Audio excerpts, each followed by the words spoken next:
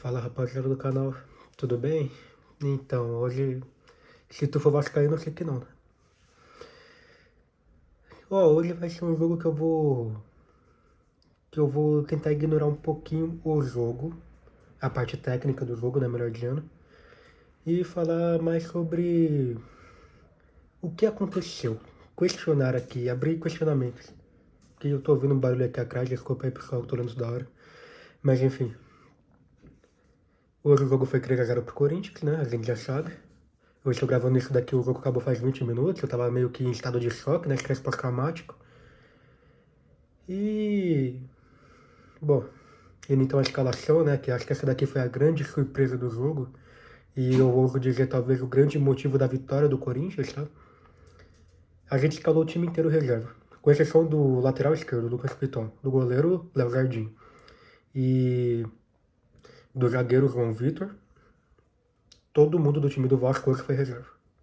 Ou seja, foi um time misto, não foi um time reserva, literalmente. O que eu posso falar sobre isso, né? Então, a gente descobriu hoje, pelo menos, o banco do Vasco realmente é muito ruim. Augusto Lloyd aqui, eu vou falar agora dele rapidinho, só abrir um parênteses, você é um falastrão. Tu é muito falastrão, ponto. Achei que tu... Como é que é, né? Ia pra vida do crime se não viesse pro Vasco? Podia ir. De verdade, você... Tentar me acalmar aqui um pouquinho. Eu acho que eu falo muita besteira aqui. Mas enfim, então. Ó, o jogo do Vasco hoje não foi um jogo bonito, não foi um jogo muito feio. Primeiro tempo... Foi um primeiro tempo questionável, teve um gol anulado, se eu não me engano. O primeiro gol foi efetivado, né? Que foi o do Guido e Alberto, aos 9 minutos, com uma baita de uma falha na saída de bola de novo do Vasco.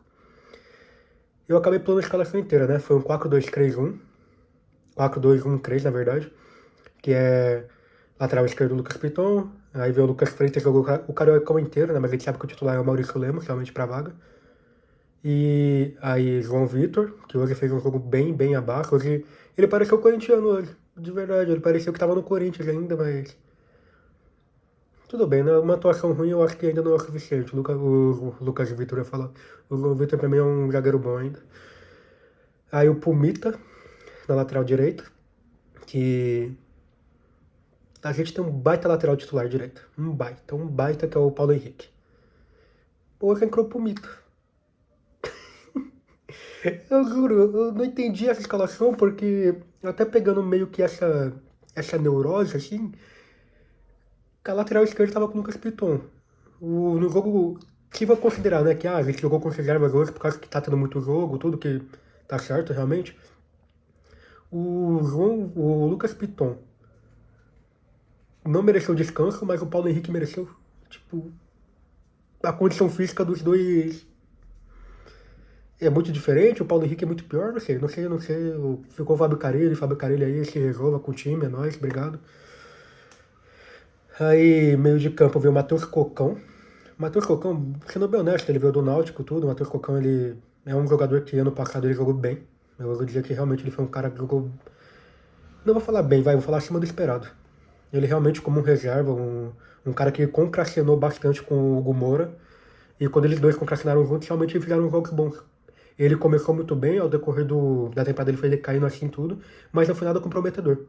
Então, realmente, eu acho que ele é um cara bom. E fora que ele tem 21 ou 22 anos, se não me engano. O Matheus Cocão é bem novo.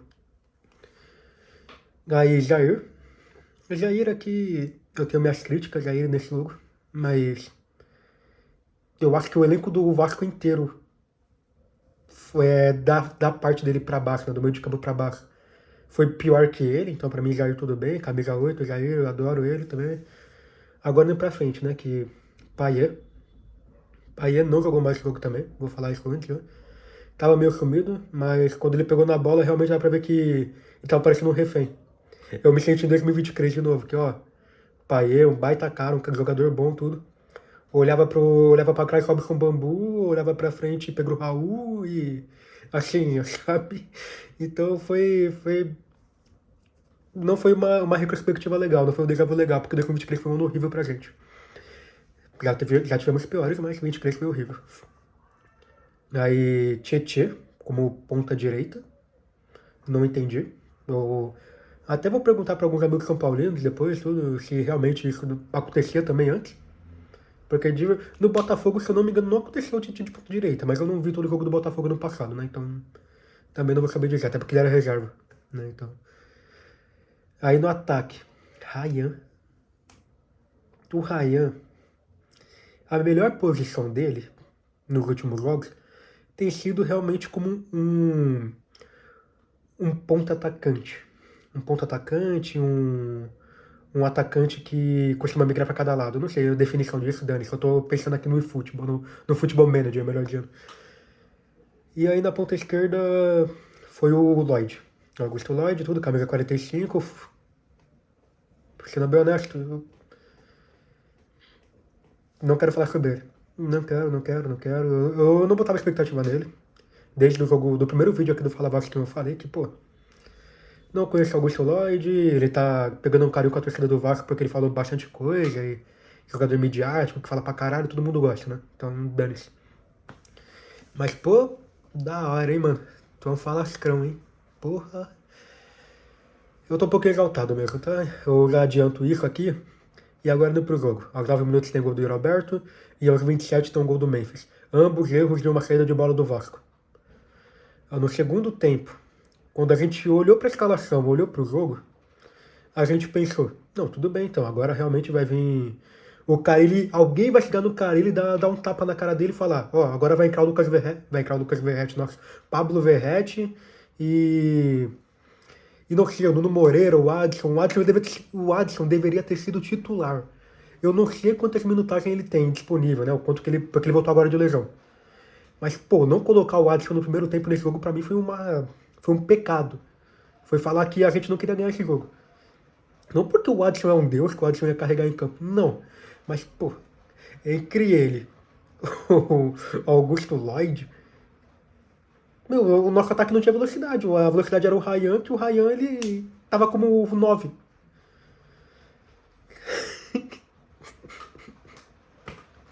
De verdade, mano. Esse jogo foi um jogo de lunático.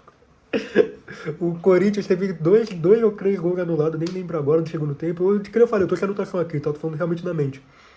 E na coletiva pré-segundo tempo, o pessoal da Prime, né? Esse jogo foi exclusivo da Prime, se eu não me engano, então não sei se passa em algum outro canal. Mas no Prime vieram questionar o Léo Jardim, né? Como é que vai ter mudança no segundo tempo, o que aconteceu no primeiro tempo, o que eles podem mudar, tudo. E o Léo Jardim ele comentou que, ó, ele vê que realmente não foi questão de jogador. Foi mais uma questão de tática. Sendo bem honesto, eu vou bancar aqui o advogado do diabo. Eu gosto do Léo Jardim, mas eu tô sendo imparcial de verdade mesmo aqui. Eu concordo com ele que não foi tanta culpa dos jogadores, não. Com exceção da parte da frente do Lloyd, a parte de trás, elas tinham erros. Eu não sei até que ponto a gente pode considerar saída de bola erro técnico ou erro tático, tá? Pra mim é um erro técnico, mas todo erro técnico deve ser treinado. Então, talvez possa levar a tática do Carille aí. Meu ponto aqui.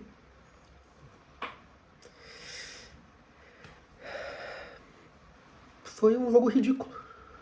O Carille, ele é um cara que eu falo, eu não gosto dele. Esse ano, esse Brasileirão agora, essa partida específico. Eu até brinquei um pouco antes, quando eu revelar minha escalação. Nossa, o Carille é muito Corinthians, mano. Ele colocou 2 titulares no jogo no Brasileirão.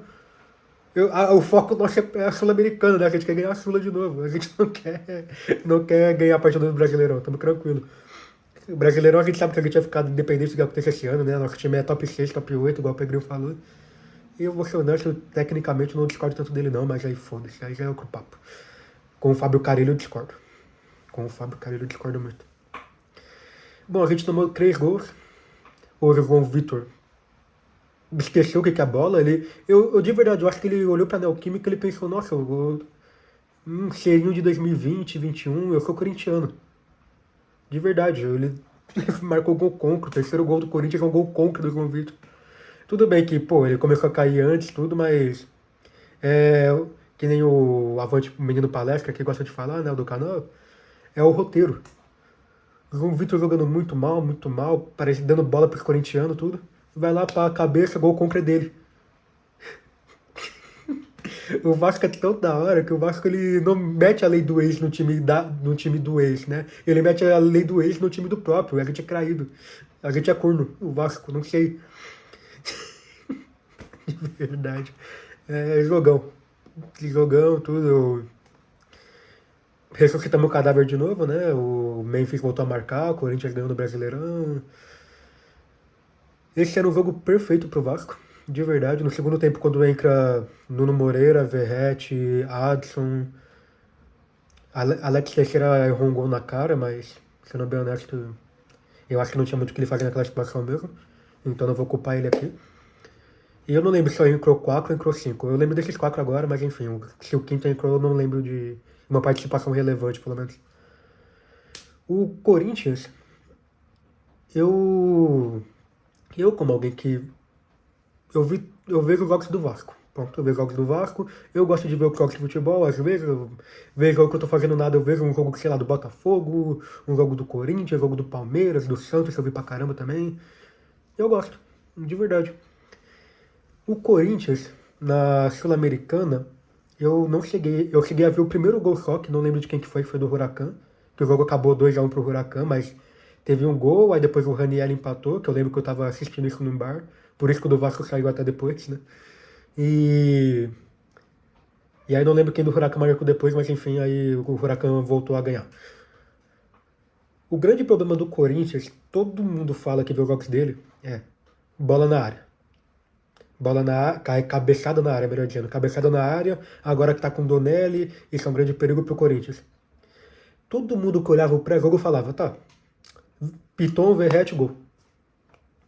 Eu eu vou ser meio egocêntrico aqui, eu vou ser meio egocêntrico aqui em falar que todo mundo olhava. Porque essa era uma decisão óbvia de jogo. Mas o cara ele não entendeu isso, ó. Eu de verdade, eu vou justificar até o meu mano Carelli aqui um pouquinho e falar. Ó, não colocou Verratti em primeiro tempo. Boa parte. Nuno Moreira talvez ainda dê. Mas não colocou o Verratti, não colocou o Coutinho primeiro tempo. De verdade, eu consigo entender. Porque é que nem eu comentei, esse ano a gente tá disputando 3 campeonatos. A gente tem 19 jogos em 64 dias. A gente, Corinthians, Fortaleza, São Paulo, Botafogo, um monte de time do Brasileiro não tem. E o elenco do Vasco é um elenco que veio de, pô, coisa de 6 jogos por mês ano passado, porque ele chegou na semifinal da Copa do Brasil, sabe? Então realmente é muito jogo agora. É uma quantidade bem maior de jogos agora. Bem maior. Então eu não entendo o Verratti não entrar. O Verratti, eu brinco aqui desde o começo do canal, que ele é homem de ferro, tudo. Mas, pô, uma hora ele quebra. Ele também não é. Ele é de ferro, mas é metaforicamente, né? Uma hora ele vai quebrar. E por conta dessa hora quebrar, eu entendo ele não entrar. Eu faria o contrário. De verdade. Eu deixaria o Verratti e Nuno e Adson no primeiro tempo. Das substituições dele, essas seriam as principais que eu faria, essas 3 só. Que é o trio de ataque. Desse trio de ataque, eu substituiria eles 3. E aí no segundo tempo, independente do resultado, ganhando, perdendo, empatando, aí sim eu veria em tirar. Mesmo com o Verratti fazendo. Fazer igual ele fazia até com o Ramon, com o Paiva de. Não me tira agora não, não me tira agora não. Dane-se, entra, vem Verratti. Você tem que jogar Sul-Americana quarta-feira, quarta ou terça agora. Então, eu entendo. Eu entendo o cara, ele tudo é decisão técnica mesmo, mas. Só que eu não entendo porque ele não. Começando o segundo tempo, ele já não colocou o Verratti. Isso eu não entendo. De verdade. Isso eu não entendo. A maior prova disso é que literalmente o Verratti entrou. O Vasco que tava com 3 finalizações já 2, se eu não me engano, que foi 2 gols do Corinthians, né? Tava com 100% de aproveitamento. E 0 do Vasco, né? 3-2. O Vasco foi pra 6 finalizações. Uma na crave, inclusive. Que foi uma cabeçada do Verratti na área. O João Vitor quase marcou um gol de escanteio. Por quê? Porque ele deu uma cabeçada, tudo. Verratti traz essa aura pro time, essa aura que cabeçada é possível. Eu não entendo, não sei, eu não sei. De verdade, eu não entendo. Tem coisa que é futebol, é equipe, é inexplicável. E o Verratti é esse homem. O Verratti é inexplicável.